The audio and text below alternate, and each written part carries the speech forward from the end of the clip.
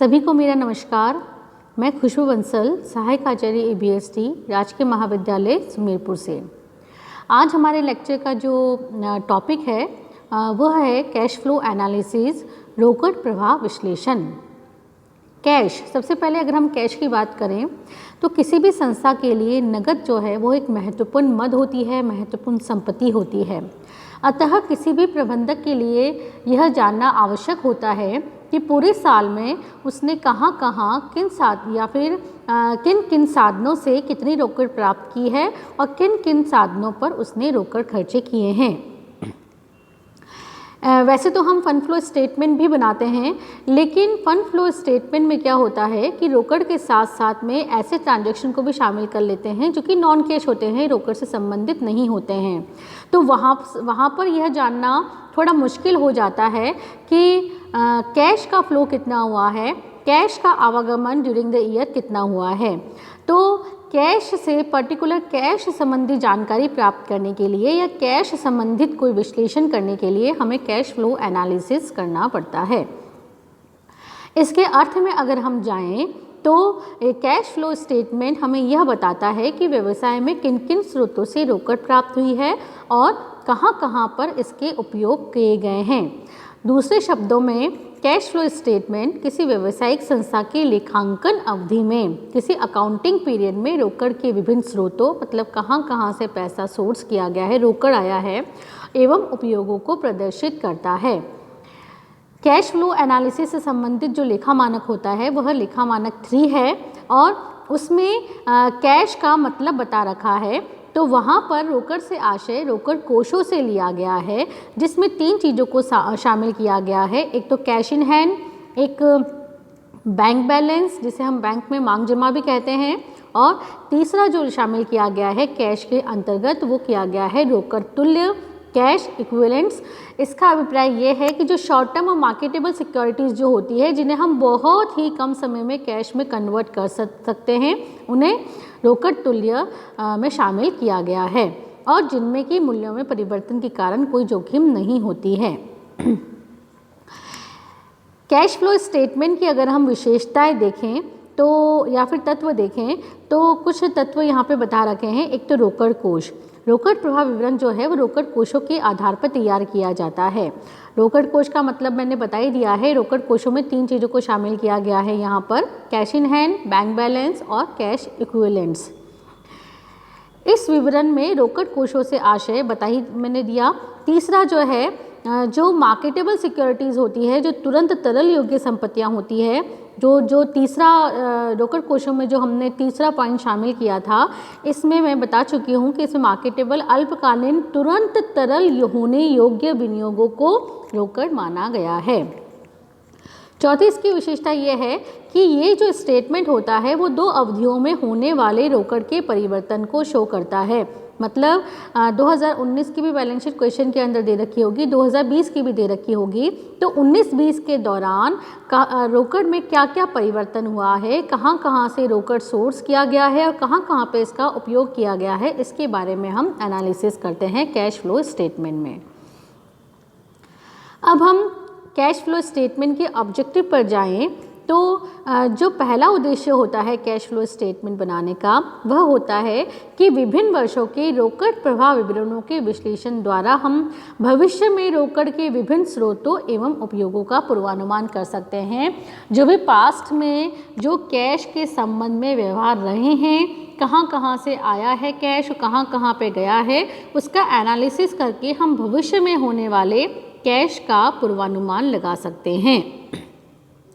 दूसरा है कि रोकड़ प्रवाह विवरण द्वारा हम वित्तीय नीतियों का निर्धारण कर सकते हैं और उनमें समन्वय स्थापित कर सकते हैं। रोकड़ प्रवाह विवरण नगद कोषों की स्थिति में हुए परिवर्तनों का विश्लेषण करने में सहायक होते हैं कि जो भी कैश एक्टिविटीज़ हुई है, कैश ऑपरेटिंग एक्टिविटीज़ हुई है या नॉन ऑपरेटिंग एक्टिविटीज़ हुई है, या जो भी चेंजेस हुआ है कैश की स्थिति में, उसका विश्लेषण किसके थ्रू किया जाता है? अब कैश फ्लो स्टेटमेंट के द्वारा।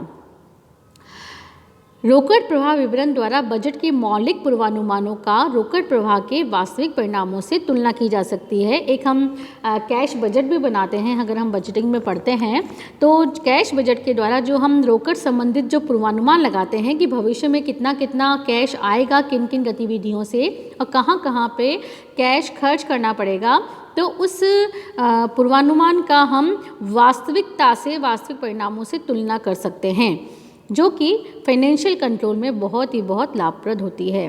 नेक्स्ट जो इसका ऑब्जेक्टिव है वह है कैश फ्लो स्टेटमेंट जो है वो संस्था की शोधन क्षमता का अनुमान लगाया जा सकता है, क्योंकि कहीं ना कहीं कैश जो है वो संस्था की तरलता से संबंधित होता है, संस्था की तरल स्थिति को बताता है।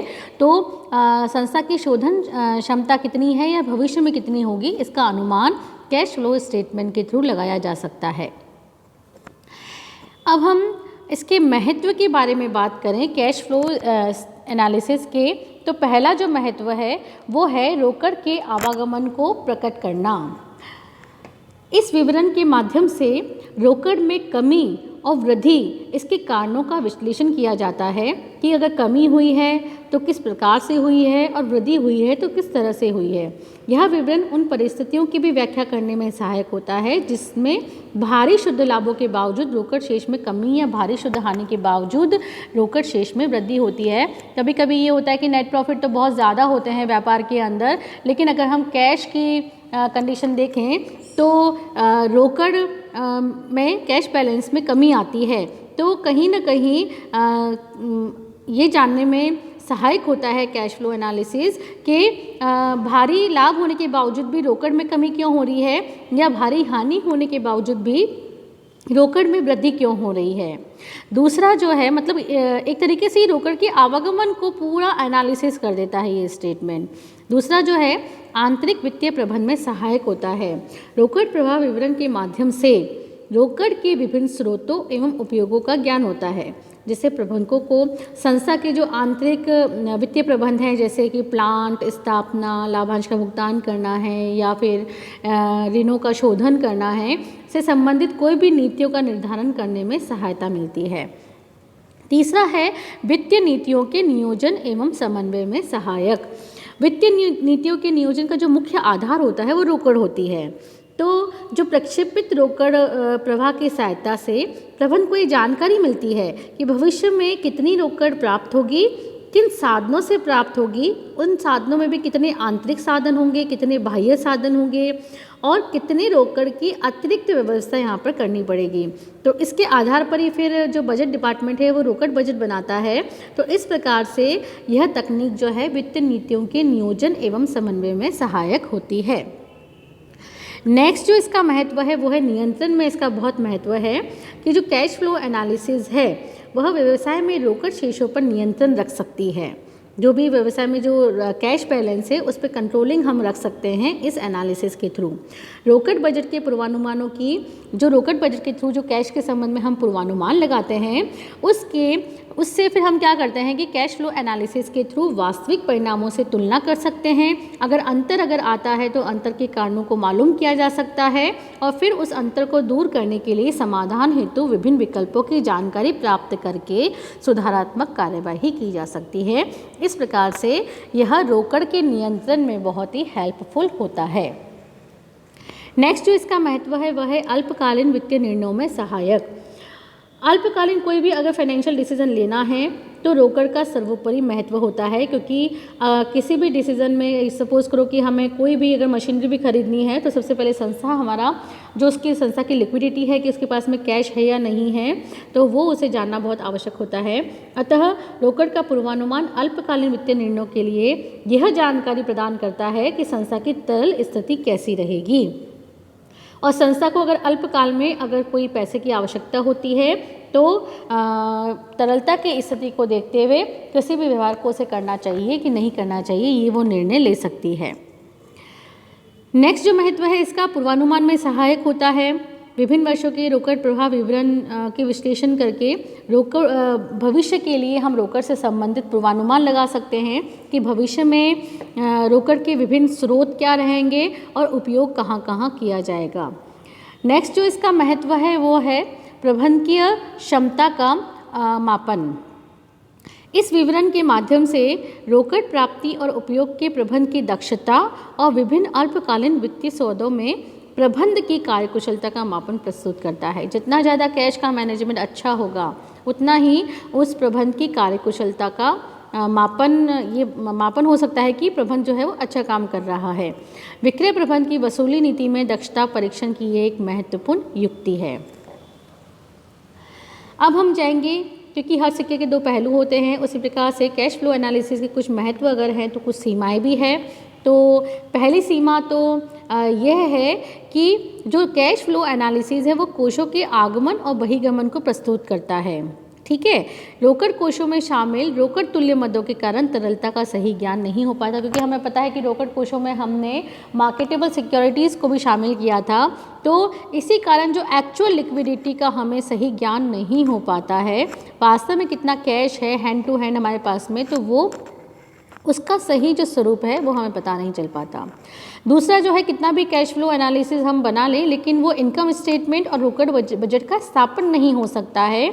उन दोनों के तो अपने आप में अलग ही महत्व है। तीसरा है कि रोकड़ प्रवाह विवरण में रोकड़ कोषों को परिभाषित करना भी अपने आप में एक बहुत कठिन कार्य हो जाता है, और कैश फ्लो एनालिसिस तैयार करना केवल सूचीबद्ध कंपनियों के लिए आवश्यक है। मतलब सभी के लिए मैंडेटरी नहीं कर रखा, केवल जो लिस्टेड कंपनीज हैं उन्हीं के लिए मैंडेटरी कर रखा है। फाइनेंशियल स्टेटमेंट के साथ साथ उन्हें कैश फ्लो एनालिसिस या कैश फ्लो स्टेटमेंट भी बनाना पड़ता है। तो ये इसके सिर्फ लिस्टेड कंपनियों के लिए कंपलसरी कर रखा है, अतः अन्य कंपनियां जो है इसे आवश्यक रूप से तैयार नहीं करती है। तो इस प्रकार से हमने देखा कि कैश फ्लो एनालिसिस क्या है और इसका अर्थ और परिभाषाओं को हमने देखा, इसके उद्देश्य क्या क्या है, विशेषता क्या क्या है, इसके उपयोग और महत्व के साथ साथ हमने इसकी सीमाओं की बात भी करी है। तो अब हम इसका थोड़ा न्यूमेरिकल पोर्शन जो है कि कैश फ्लो स्टेटमेंट एक्चुअल में बनाते कैसे हैं वो हम देखेंगे हमारे अगले वीडियो लेक्चर में। Thank you so much.